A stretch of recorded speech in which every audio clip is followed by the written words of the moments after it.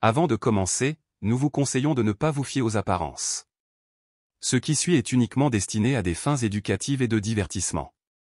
Il s'agit de la transcription mot pour mot d'un témoignage fédéral au procès de Sean Diddy Combs. Comme le rapporte Inner City Press, la salle d'audience n'était pas prête. Personne ne l'était.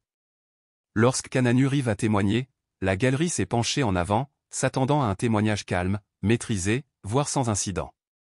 Au lieu de cela, elle a entendu l'un des témoignages les plus bouleversants de tout le procès. Kananu n'a pas élevé la voix, n'a pas pleuré, n'a pas accusé. Elle a simplement raconté calmement et avec une immobilité étrange ce que Sean Diddy Combs lui avait offert un soir, lors d'un dîner privé en 2014. Un rôle improvisé, un contrat avec clause de loyauté et une étrange condition rituelle. Il ne l'envisagerait que si elle acceptait de se baigner dans l'eau du bain de Diddy. Au début, cela ressemblait à une blague tordue. Mais la suite a démontré douloureusement que ce n'en était pas une. Et à cet instant, le tribunal a compris toute l'ampleur de la manipulation de Diddy. Tout a commencé comme n'importe quelle autre rencontre hollywoodienne, du moins c'est ce que croyait Keanu Reeves. Fin 2014, alors qu'il tournait un film à Los Angeles, il a reçu une invitation par un canal privé. Elle ne venait ni d'un agent ni d'un dirigeant de studio, mais directement de Sean Diddy Combs. Le message était bref et énigmatique. Dîner privé. Pas d'agent.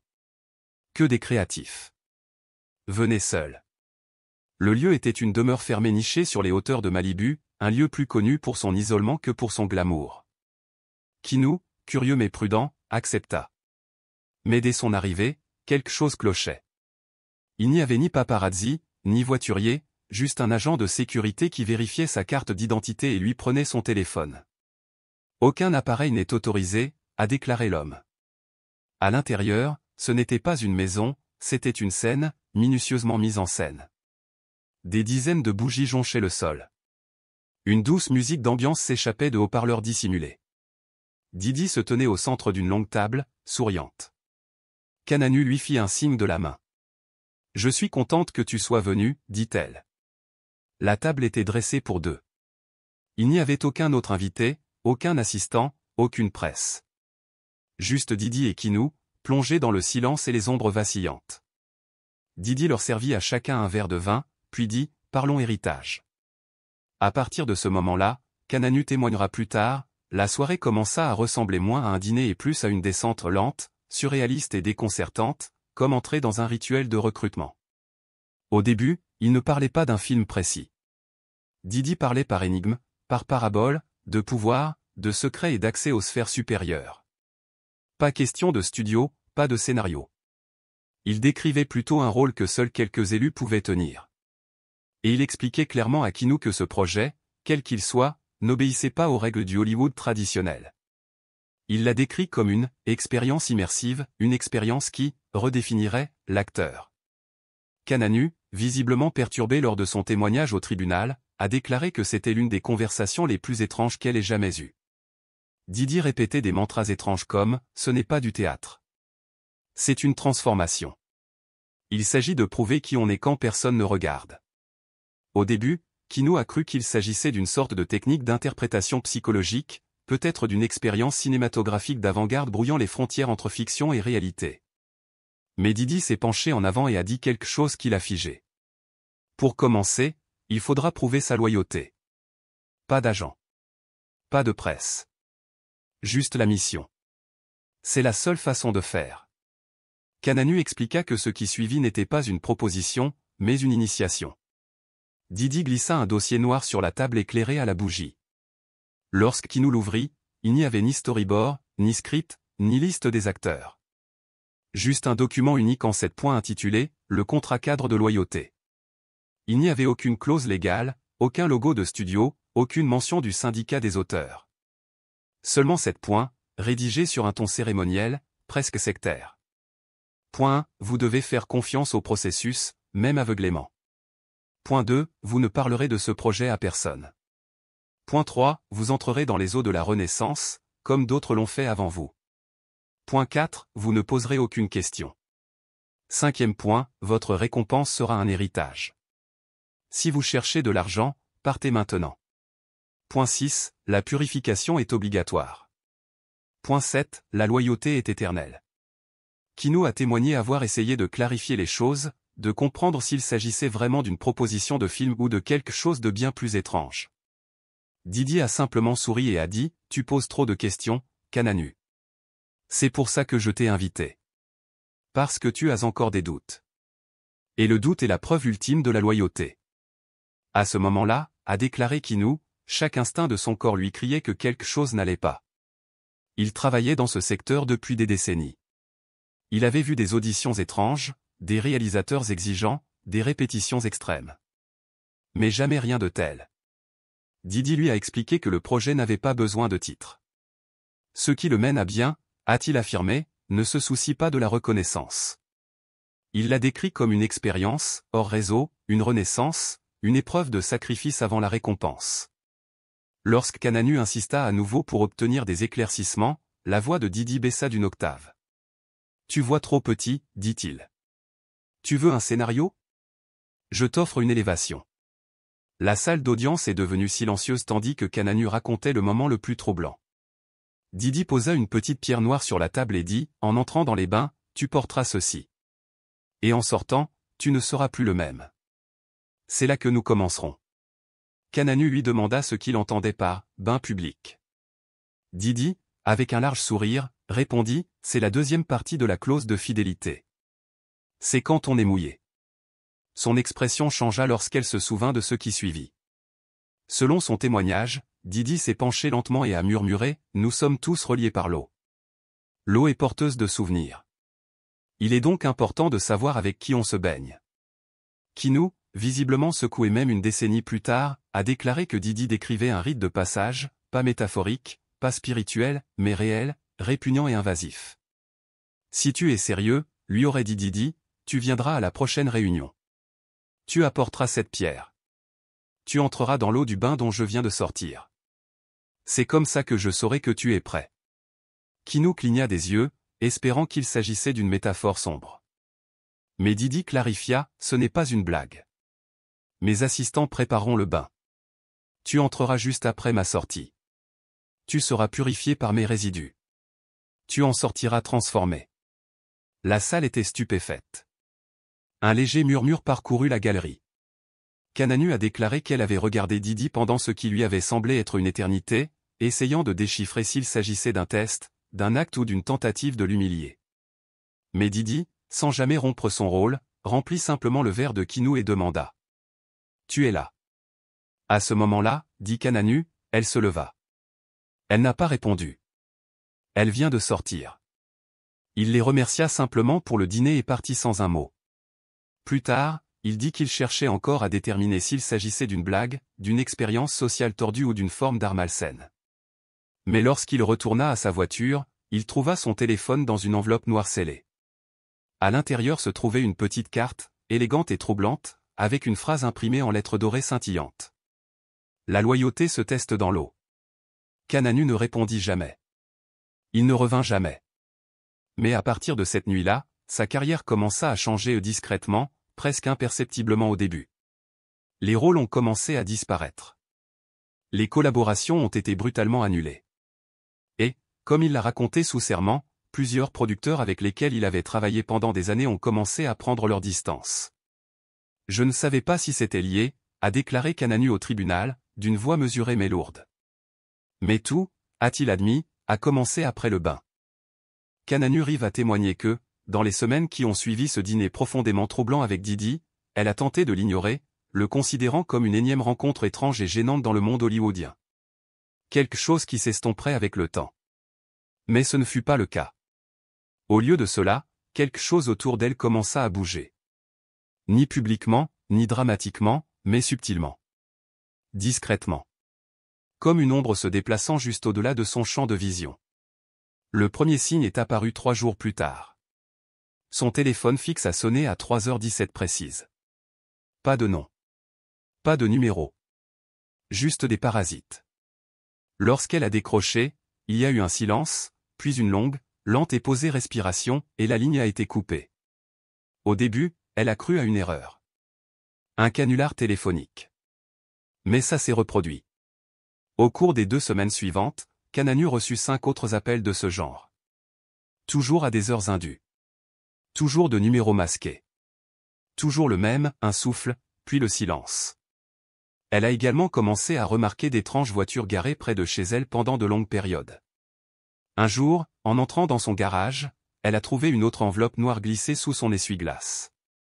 À l'intérieur se trouvait une bande de papier semblable à du parchemin portant un message effrayant. Les rituels inachevés ont des conséquences. Il n'a été signé qu'avec la lettre, pas d'adresse de retour, pas d'empreinte digitale, pas de trace.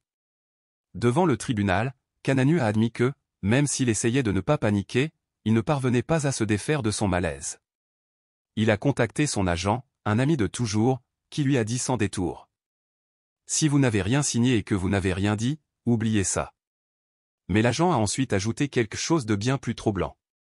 Il y a des gens qui n'aiment pas entendre un nom, surtout quand ils pensent que vous avez déjà rejoint le groupe. Kin a essayé de passer à autre chose. Il commença à se préparer pour un nouveau rôle dans un film indépendant prometteur.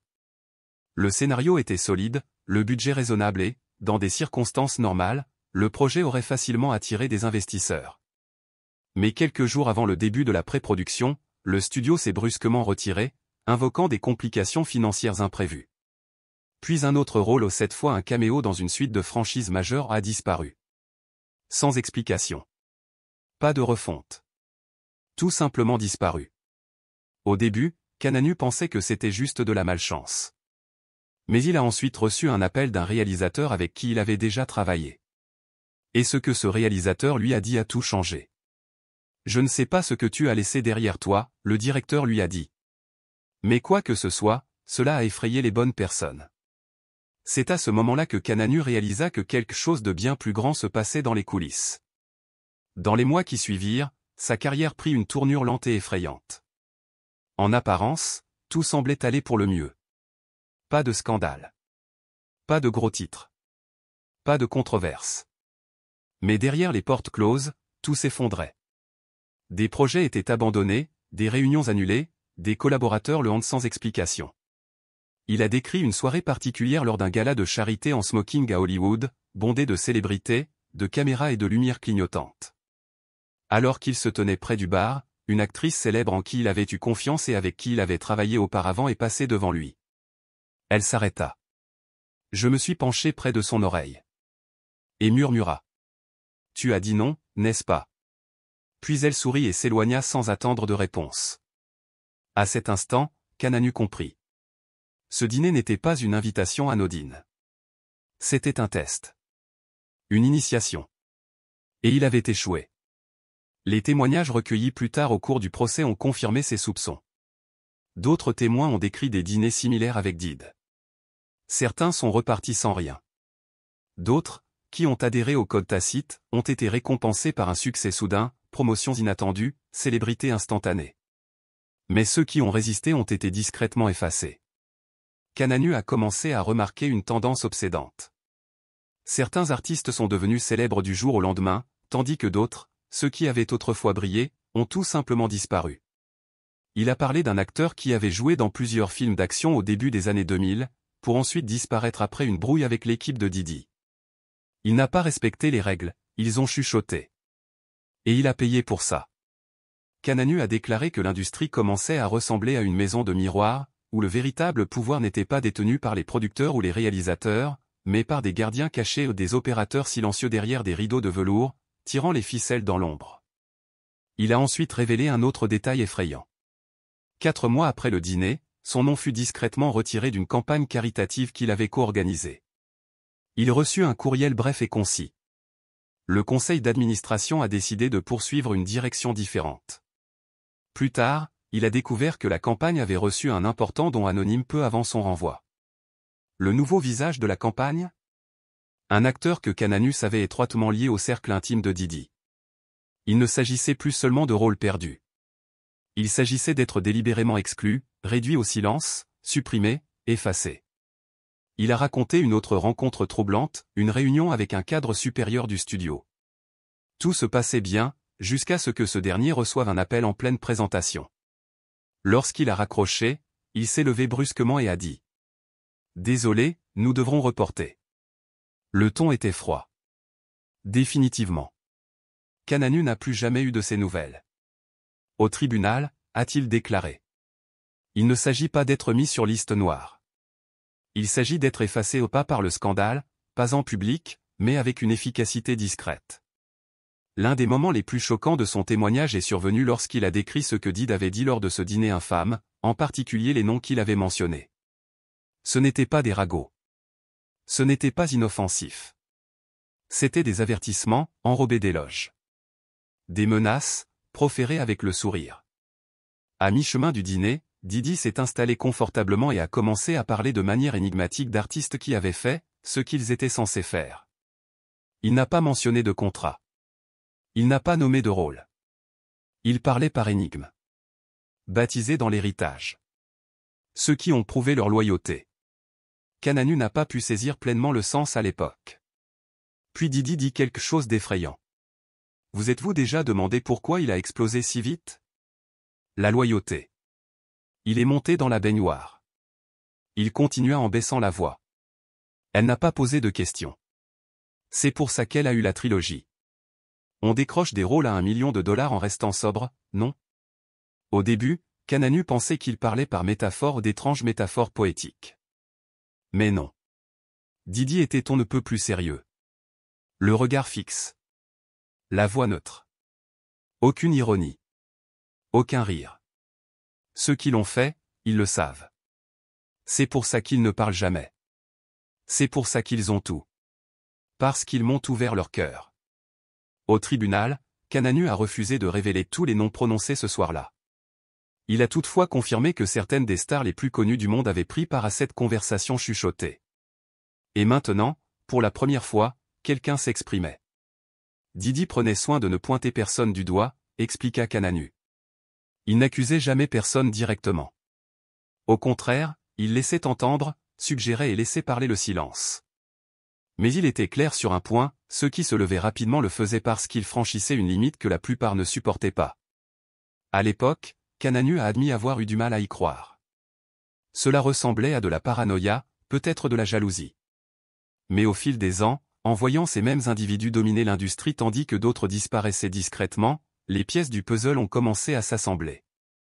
Je ne voulais pas y croire, avoua-t-il. Pourtant, chaque fois qu'un membre de cette table tristement célèbre devenait une sensation du jour au lendemain, il devenait plus difficile de l'ignorer. Un nom le hantait particulièrement, celui d'un acteur récemment choisi pour jouer le rôle principal d'une franchise de super-héros à succès. Sais-tu pourquoi il porte cette combinaison, aurait demandé Didi. Parce qu'il est resté sous l'eau 2 minutes. Juste 2. C'était suffisant. La salle d'audience était stupéfaite. Un silence s'abattit comme un rideau lesté. Certains jurés s'agitèrent, mal à l'aise. L'accusation marqua une pause, sentant que ce que Kinou venait de révéler n'était pas seulement dérangeant, mais aussi tectonique. Kananu a terminé cette partie de son témoignage avec une clarté effrayante. Si cela n'était arrivé qu'à moi, j'aurais peut-être pu laisser tomber. Mais maintenant, je sais que je n'étais pas le seul à avoir reçu cette offre. J'étais l'un des rares à avoir choisi de partir. Puis vint une séquence qui semblait tirée d'un thriller psychologique. Après le dîner à Malibu, après le sabotage silencieux et les étranges appels nocturnes, Kananu reçut une seconde invitation de Didi. Pas de dîner cette fois.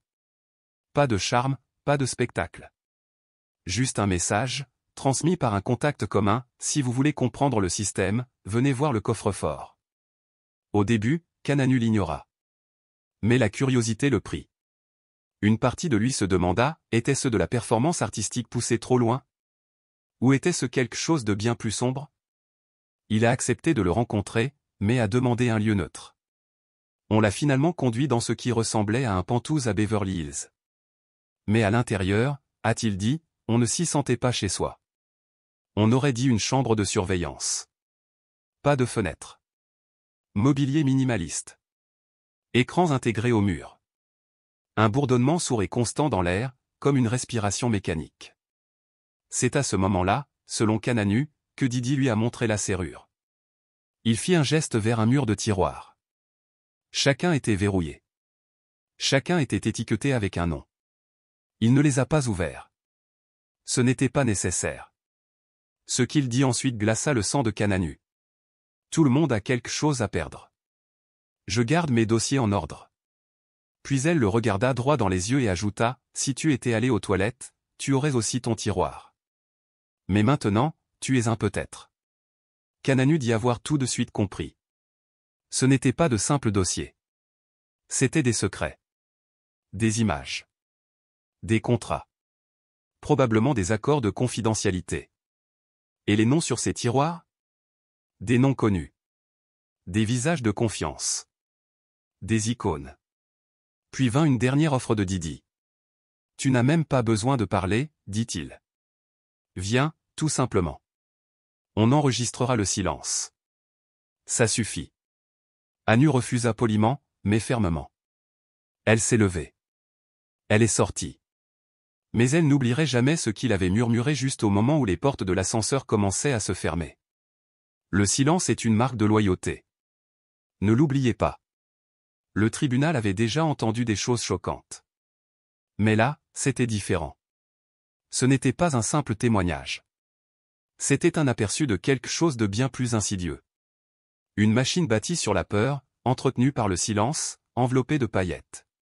Kananu a admis qu'elle aurait pu parler il y a des années. Il y a eu des moments comme lorsqu'elle entendait des rumeurs sur d'autres personnes, ou lorsqu'elle remarquait la disparition inexpliquée de certains artistes où elle avait envie de crier la vérité.